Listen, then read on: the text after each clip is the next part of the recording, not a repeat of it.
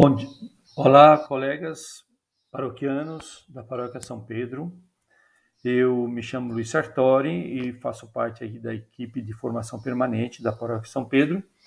E vamos desenvolver aqui agora, em poucos minutos, um pouquinho do entendimento sobre o sacramento da unção dos enfermos.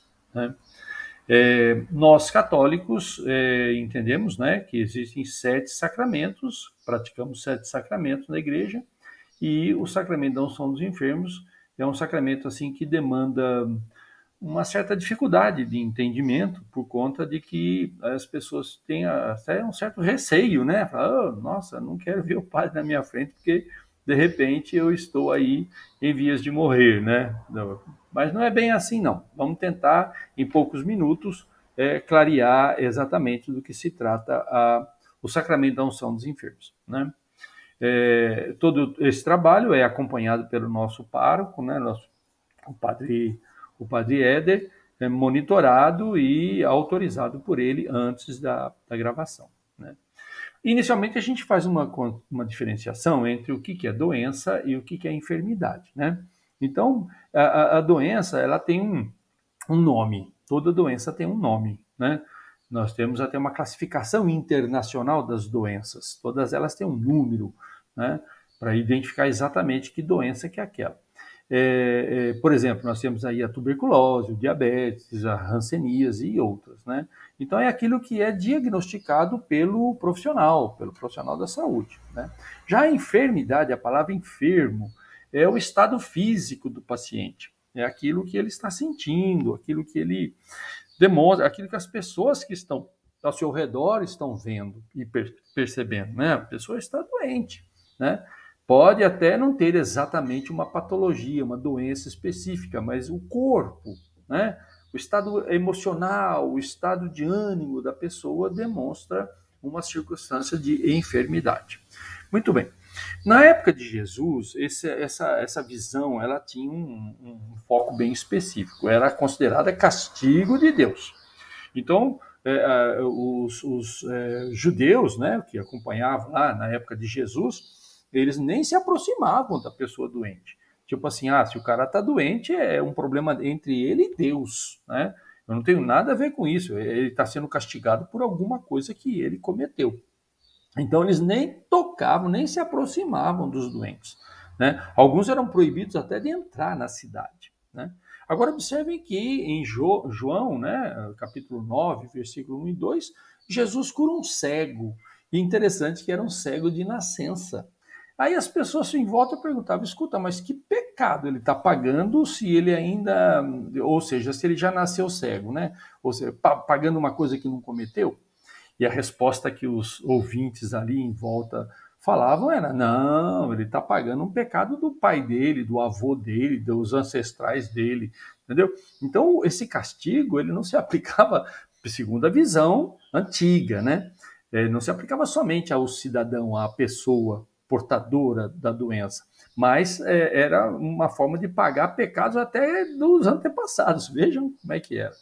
E Jesus traz uma forma totalmente diferente. A atitude de Jesus não é de isolamento da doença. Né? Jesus tocava os doentes, Jesus se aproximava dos doentes, Jesus curava, Jesus perdoava os pecados. Né? Então, nós temos que entender isso, que Jesus, para Jesus, a doença não se relaciona com o castigo de Deus. Né? E outra, bastava a pessoa pedir a cura. Né? Todos os evangelhos, as várias ocasiões descritas nos evangelhos, acontece isso. O sujeito foi enfiado pelo telhado para entrar na casa onde Jesus estava. Né? As pessoas corriam, né? O soldado chegou lá, não, eu quero que o senhor cure a minha filha.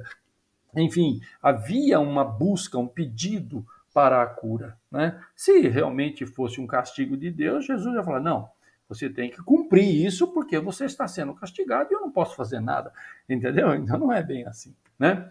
Em Marcos 6,12, nós vemos lá a ordem de Jesus. E partindo eles, né, os apóstolos, pregavam que todos se arrependessem e curavam muitos enfermos, ungindo-os com óleo. Olha aí, lá em Marcos já fala sobre a unção com óleo, né, que é O que se faz é o ato físico do sacramento, né? A unção com óleo, né? Então eu posso dizer, nós podemos concluir aqui, fazer 3 conclusões. A doença não é castigo de Deus, né? A gente tem que eliminar essa da visão das pessoas, que o sujeito está doente porque ele cometeu uma barbaridade e Deus vai castigar. Não. A enfermidade produz, obviamente, sofrimentos físicos e também espirituais, né? A pessoa fica angustiada. E a cura e o perdão dos pecados produz alívio, né? Então, não só para o corpo, como também para o espírito, né? A pessoa espiritualmente em paz, ela aceita melhor as condições, né? Alivia aquela angústia, aquele sofrimento. Então, por conta dessa história toda, né, que a gente acabou de rapidamente se referir, a Igreja Católica instituiu o sacramento da unção dos enfermos. Eu escrevo ali, ó, SIC 1499. Isso significa o seguinte: Catecismo da Igreja Católica, parágrafo 1499. É lá que vocês podem conferir isso que nós estamos falando aqui. Carta de São Tiago, capítulo 5, 14, ele falava assim, né? Alguém dentre vós está doente? Mande chamar os presbíteros da igreja para que orem sobre ele, ungindo-o com óleo em nome do Senhor. Ou seja, repetindo a atitude dos apóstolos, que a gente viu no slide anterior, né? E observem que essa carta foi escrita no século I depois de Cristo, né? Ou seja, foi muito imediatamente após, né, a morte e ressurreição de Jesus. Olha lá, Catecismo da Igreja Católica, parágrafo 15 e 10. O Concílio de Trento, em 1545, ele determinou por decreto que entre os 7 sacramentos incluísse o rito da unção dos enfermos, né? Então, desde o Concílio de Trento, 1545, ficou decretado isso pela Igreja Católica. Porém, como em geral se aplicava às pessoas já, né, doente mesmo, moribundo, já em vias de morte, ele ficou conhecido pelas pessoas como extrema unção, né? E isso gerava, e existem histórias sobre isso, né? Não põe não, porque tá louco, eu já tô morrendo aqui. Se eu ver o padre é porque eu já tô, e a pessoa, então, na hora de receber isso, em vez de aliviar, ficava mais angustiada, né? Assim, nossa, é verdade, eu tô com o pé na cova aqui, né? Então, por conta disso e de outros motivos, o Concílio Vaticano estabeleceu que o nome correto não é extrema unção, é unção dos enfermos. Está lá, Catecismo da Igreja Católica 1513, unção dos enfermos. Então, o nome correto desse sacramento, desde 1962, né, ficou decretado que é unção dos enfermos. E ele pode ser aplicado para quem? Qualquer pessoa que pedir, né? Mesmo não estando, como a gente sempre imagina, em estado terminal da vida. E por quantas vezes, né? Se eu receber esse ano, posso receber o ano que vem, quantas vezes eu quiser, eu posso receber esse sacramento para alívio dos meus sofrimentos, alívio do meu estado de doença. Quem pode administrar esse sacramento? Os sacerdotes, bispos e padres, né, presbíteros, são os únicos. Diferentemente de alguns outros sacramentos, por exemplo, o batismo, o próprio sacramento do matrimônio, pode ser feito pelos ministros, né? Mas aqui não. Só o bispo e os padres, ou, como se diz, os presbíteros, têm autoridade para isso, né? Interessante que todos os sacramentos da igreja são ações comunitárias, né? Por isso que o batismo não pode ser feito dentro de um apartamento, né? Você tem que fazer comunitariamente, né? E aqui também nós temos o sacramento da unção dos enfermos, que pode ser feito na família, né? Não é isolado, é na família, no hospital ou na própria igreja, de forma coletiva. Olha a foto da direita, né? Segundo o SIC, parágrafo 1140 e 1516, o padre está aplicando o sacramento coletivamente, num grupo de pessoas que solicitaram e pediram o sacramento da unção dos enfermos. Esse rito, ele é recomendável, né? Recomendado pela igreja que antes dele a pessoa faça uma confissão e após o rito da unção dos enfermos, a pessoa faça a sua comunhão, né? E o texto é esse. O padre vai dizer, por essa santa unção, imitando os apóstolos, imitando a recomendação de São Tiago, E por sua piíssima misericórdia, né, o Senhor vem em seu auxílio com a graça do Espírito Santo, para que, liberto dos seus pecados, ele te salve e, em sua bondade, alivie teus sofrimentos.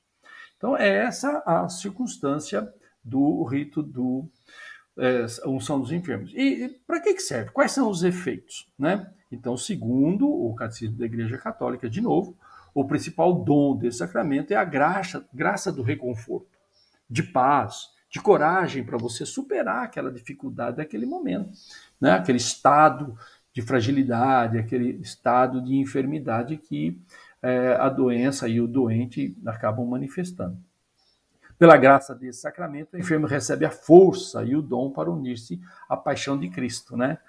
Ou seja, se une ao sofrimento de Cristo, né? E com isso produz uma renovação na sua fé, uma renovação na sua crença em Deus, né? Fortalece contra as tentações do maligno, né? A tentação do desânimo, da angústia diante da morte, né? Então esses são os efeitos clássicos. Existe uma outra situação que é bem diferente, né? O chamado viático, né? Está previsto no Catecismo da Igreja Católica, parágrafo 15 e 25. Vocês podem pegar esse parágrafo e estudar mais aprofundadamente. Aqui nós estamos falando assim bem de forma rápida, né? O que é o viático? É aquela situação em que o doente realmente está em vias de morte, né? Muitas vezes inconsciente, né? Ou não necessariamente inconsciente, mas é que ele está, como se fala hoje, desenganado pelos médicos, ou seja, não existe mais esperança, né? Ele está, digamos assim, próximo da partida, né? Então, é um pouco diferente do que a gente conhece como unção dos enfermos, né? Os sacramentos da igreja nos acompanham ao longo da vida, né? Dando força, né? Então, nós temos os sacramentos da iniciação, batismo, crisma, eucaristia, né? E existe aquele que nos prepara para você, quando chegar a tua hora, né? Quando consumar a nossa peregrinação aqui na Terra, você se aproxima da fé em Deus e busca ficar em paz, né? Para essa despedida da vida terrestre. O Dia Mundial do Enfermo, dia 11 de fevereiro, foi instituído em 1992, né, pelo Papa João Paulo II. E esse dia representa um momento de oração, né, de atenção ao sofrimento alheio, ao sofrimento às pessoas que sofrem pelas enfermidades, né? E um estímulo a nós cristãos católicos para que a gente tenha cuidado com os nossos enfermos, né? E demonstrando assim o amor de Deus para com as circunstâncias da vida, né? E também para que o sujeito receba um alívio. Está aí a foto, né, do padre, né, do Dia Mundial da Igreja, o Dia Mundial do Enfermo, né, dia 11 de fevereiro, que já foi instituída pelo Papa João Paulo II. Né? Então, amigos, esta é, em resumo, bem rápido, né, sobre o que a gente tem que entender pelo sacramento da unção dos enfermos.